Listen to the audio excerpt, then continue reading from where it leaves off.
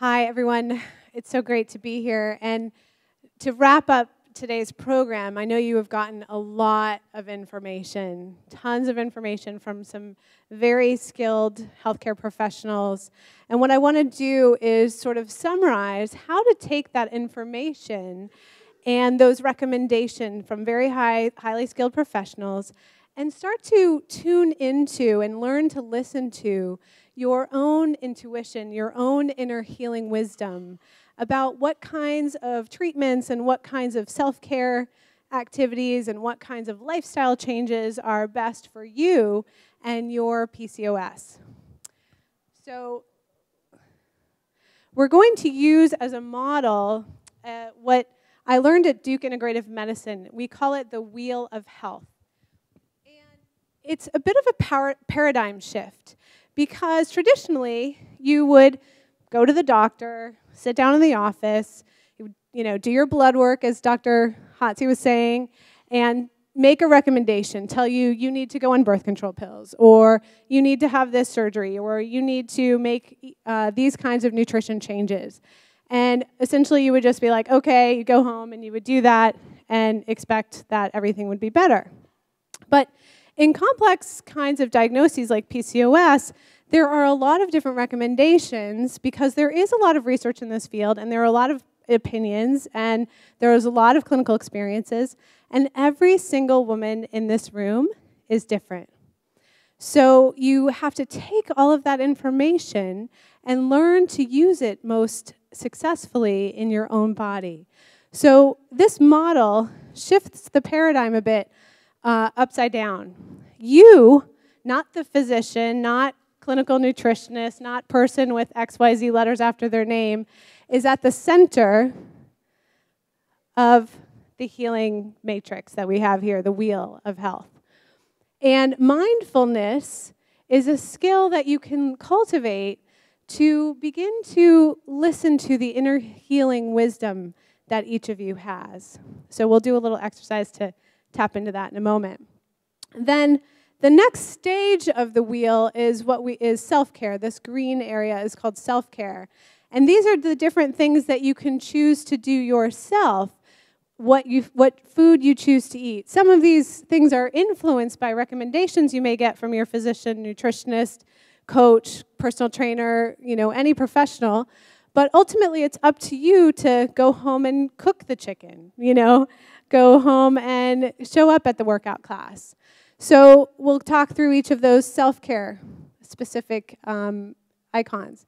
Then finally, once you've done all of that, you can do to help yourself be really healthy and optimally healthy despite PCOS is you go to your physician, you go to your healthcare professional, and sometimes they will prescribe a specific supplement or medication or other kind of treatment.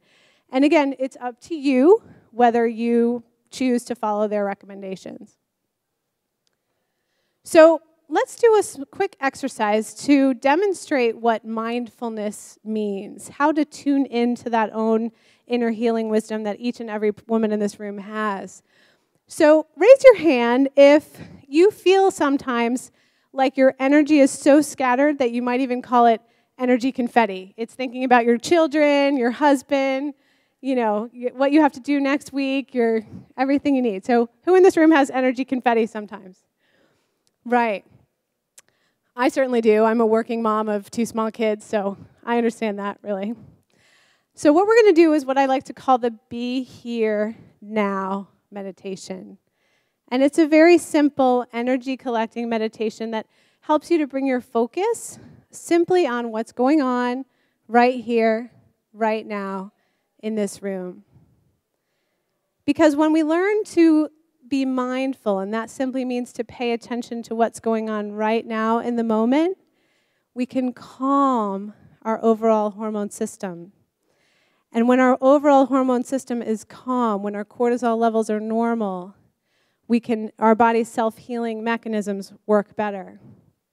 And we can use all that energy that we've been scattering all around the world to self-heal as well. So sit as tall as you can in your chair, relax your shoulders, And if you feel comfortable, close your eyes and begin to relax the skin between the eyebrows where the head connects with the neck. Exhale fully, getting rid of any old energy. Take a few slow, deep breaths. Ground yourself into the floor through your feet. Lengthen through your spine, lifting the crown of your head up towards the ceiling. Fully inflate your lungs, inhaling and exhaling. There is nothing else for you to do at this moment, nowhere else for you to be, no one else for you to take care of but yourself. Focus simply on your breathing. And when your mind wanders, which it will, just gently call it back to focusing on your breathing. Feel that there is a magnet floating in the center of your head and your mind. And gently turn it on. And use it to call back all of the energy you have left in the past, all the energy where you left this morning with everyone at your house with all kinds of directions of what to do today because mom wasn't going to be home, the energy from your pillow. Call back the energy from all of your worries. Call back the energy from worrying about what you're going to be doing tomorrow at work. Call back even the energy that you have expended listening to all of these brilliant talks today. And simply be aware of how full your energy tank is. When you call that energy back, are you feeling quite full and energized, or are you still feeling depleted? Just bring some awareness. No judgment. Neither situation is good nor bad. And finally, imagine that there is a very calm pool of water resting in your mind. Sit with that stillness. Exhale and relax the shoulders. Breathe comfortably. Sitting still. 2 more very calm breaths. And when you're ready, slowly opening your eyes.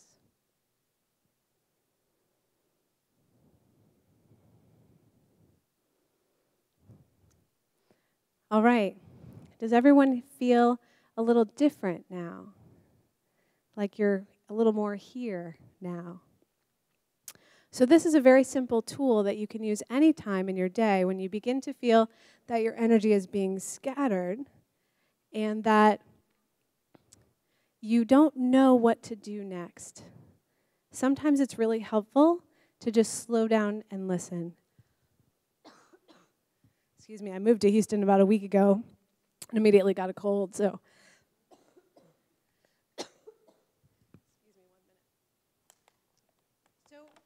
Call out a few words about how you're feeling now as compared to 5 minutes ago.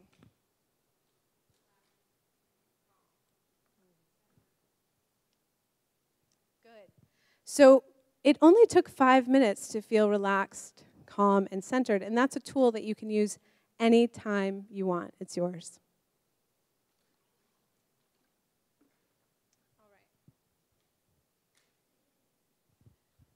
So today, just to summarize what we're going to talk about, how to listen to your intuition and your healing wisdom, whatever you want to call it.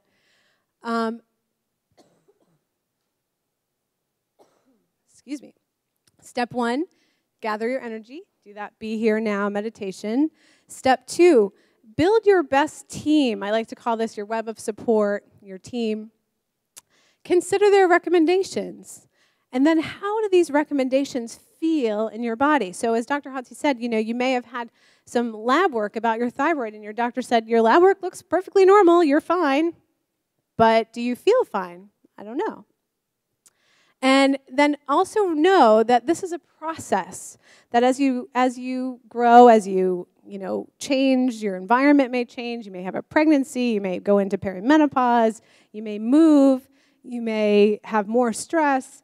Things will change in terms of what kinds of recommendations are the best fit for you at that given time. So your health starts with mindfulness, and then the next step is your own self-care. And each of you made some commitments in the last hour or so to begin to take one step towards taking care of yourself. And I know you've heard a lot about self-care today, so we're going to summarize the different aspects of self-care that you can go home and begin to take one step doing those right now.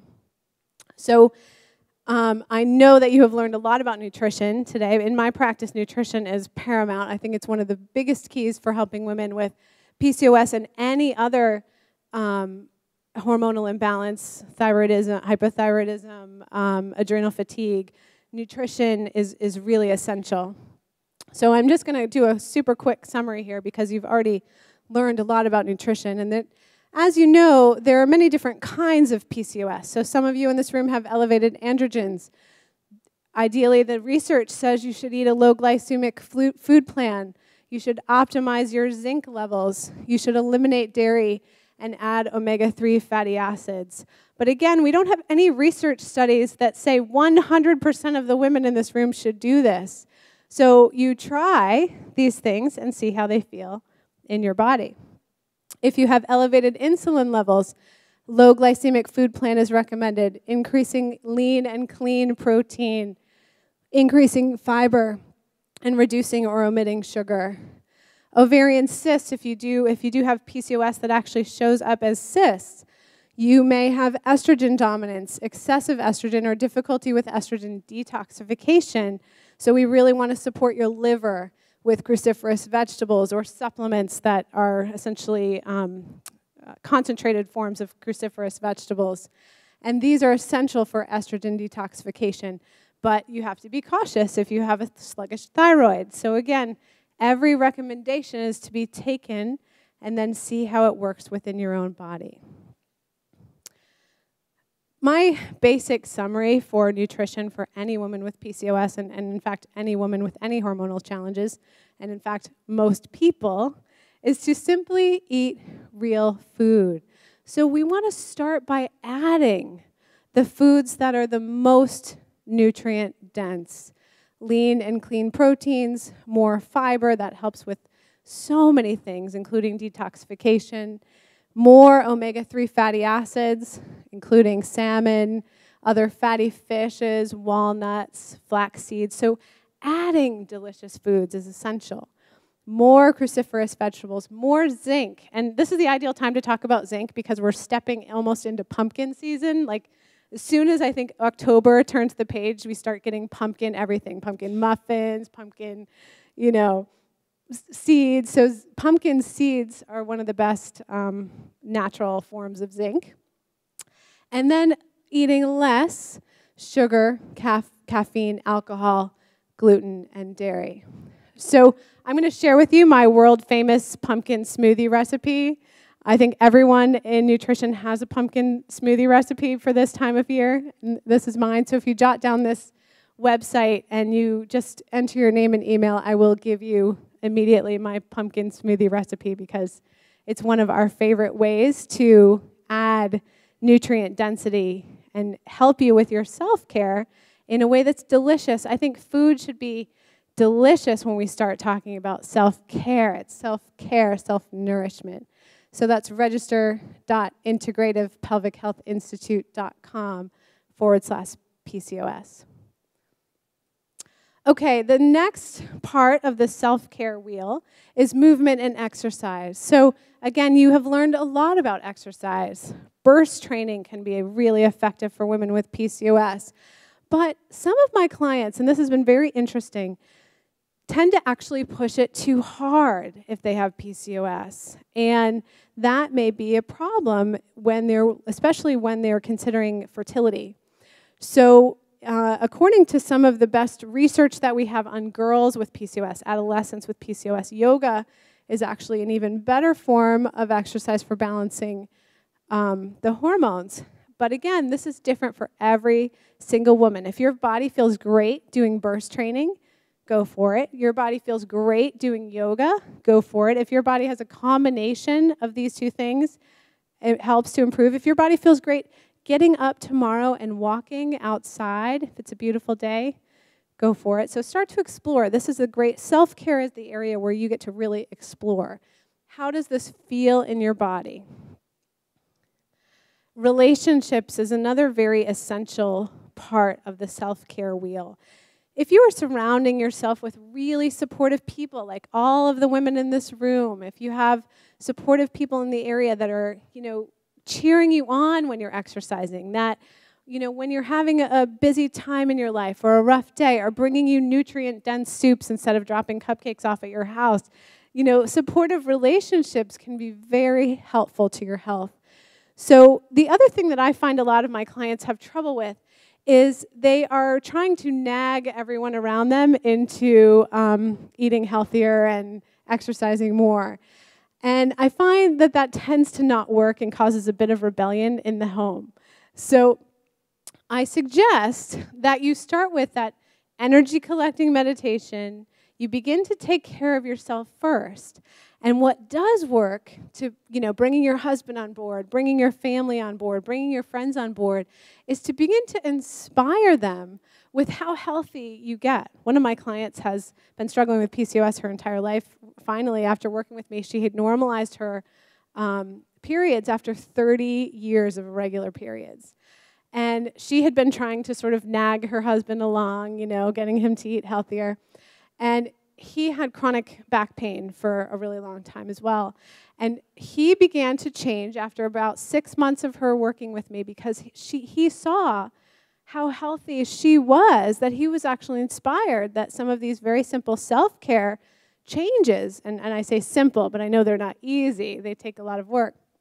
He was very inspired by her success, and he started implementing changes recommended to him, and both of them now are in incredible health compared to how they were a year ago. So inspire those around you. Inspire your children. But you have to start by prioritizing your own health, even sometimes in the face of detractors, those relationships in your life that may not be so supportive of your health. Physical environment. And every time I move to Houston, I'm reminded of this. I've lived in Houston. This will be the third time. My husband's in the oil and gas industry, and I am not so good in this dramatic heat. So I always, get sick immediately or something like that. But surrounding yourself in an environment that feeds you, and that may mean that you drink filtered water, you have an air filter in your home. You may just be cleaning up your environment, that you don't use chemical cleaners in your home, that you feel really great in your bedroom so that you can get to bed early and fall asleep. And that might mean something as simple as painting in a color that you enjoy. So health is actually physically supported by surrounding yourself with people and things and environments that simply make you feel good. And then there is what we call the mind-body connection. So let's say you leave here today, you're very inspired, you change your diet, you begin to exercise, you go to sleep at a good time, and you're even surrounded by supportive relationships. But all day long, you're in your mind running a story of things that sort of put yourself down. A lot of us have what we call negative self-talk.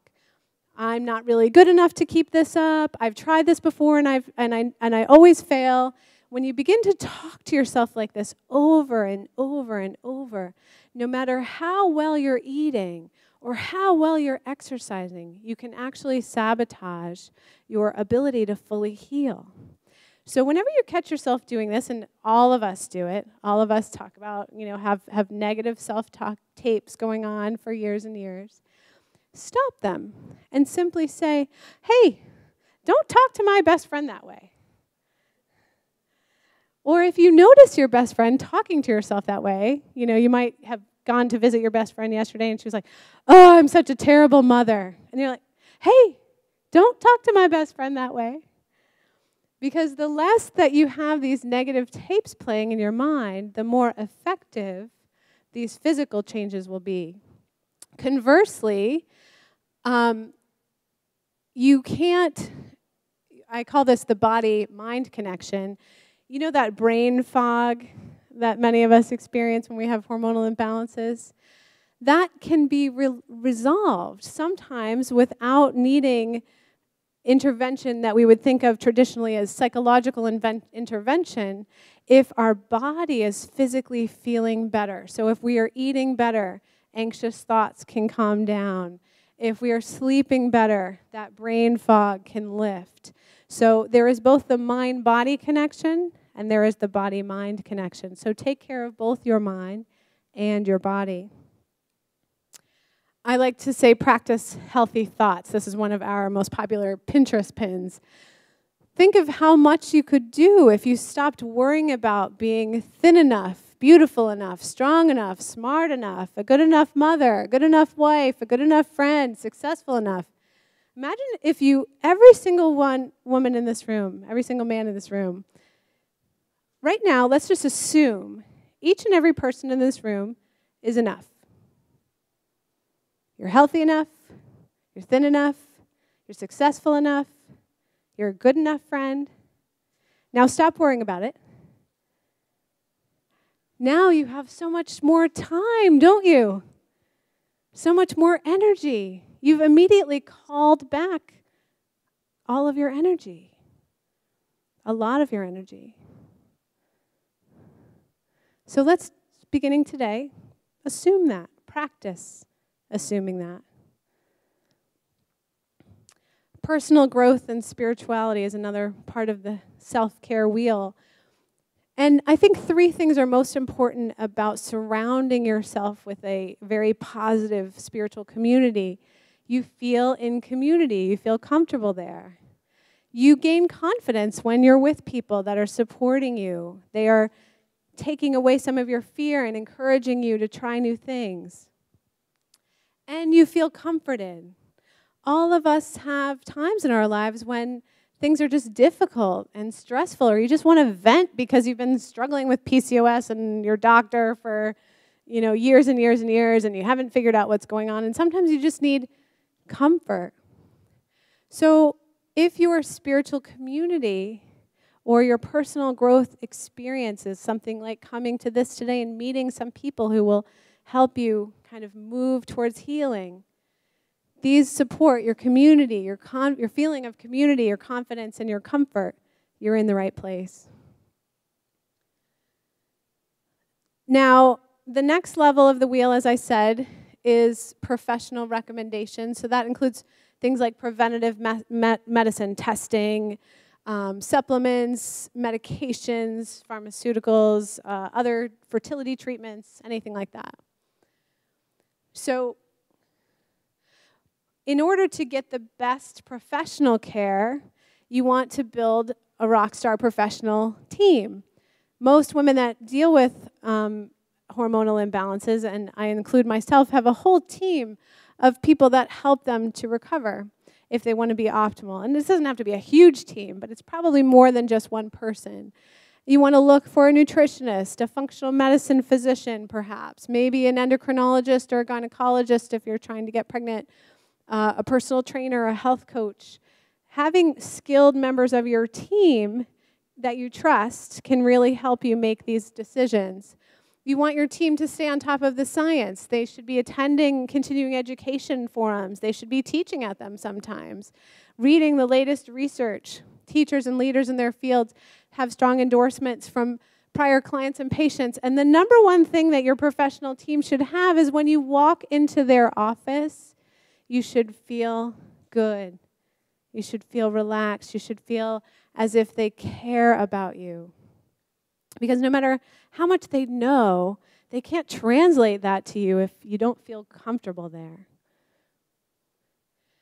And there's also what I call the home team. So your web of support also includes your spouse, maybe your babysitter and your backup babysitter, your sister, your friend, supportive colleagues at work, people that will take a walk with you at lunchtime. You can have lots of people on your home team. And I created this, what I call the web of support for my clients, because I think it's essential to have your support team right on your refrigerator for those days that you need to call that backup babysitter or that friend that you feel really comfortable crying on their shoulder. And you need to create space for healing in your calendar. And the way I recommend that my clients do this is that we create overall space for healing. So again, you collect your energy.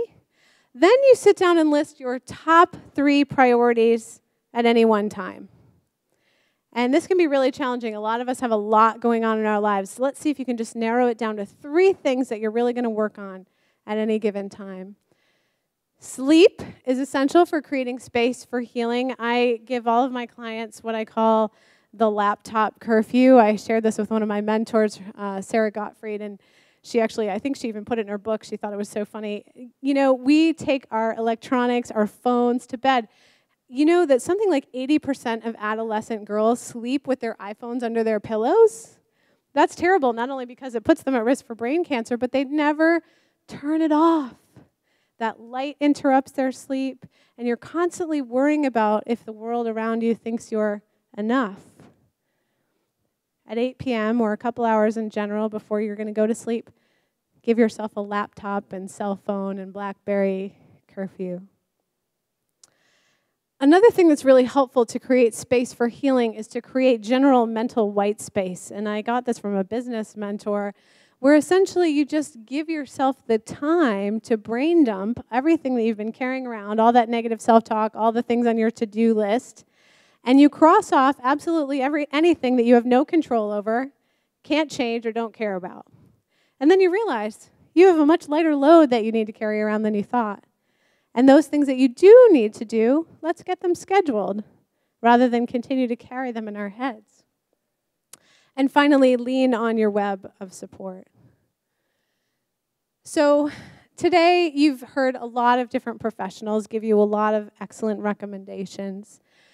And I want you to know that you can use these steps with your personal doctors, with your personal healthcare professionals, to make choices about which are the best health recommendations for you to follow at any given time.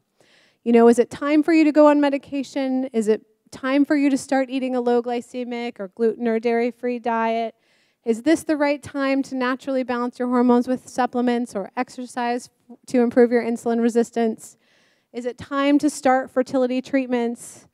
Only you are the best guess of that, can make the best decision about that. And the more calm and the more you're able to tune into your own intuition, the easier it will be for you to make these decisions. And know that, and so the steps are mindfulness, crowd out everyone else's opinion, create the best possible professional team so that you're getting good advice. Healing is an art, so you can change your mind. Let's say you try a gluten and dairy-free diet and you feel worse. You don't have to continue to eat that way. I think you probably won't, by the way. I think that's probably a good recommendation, but you might feel worse, who knows? And 4 is get support. So here's my information if you have any questions for me and would like to keep in touch. Otherwise, I'm not sure, do we have time for questions or? Yeah, okay, thank you.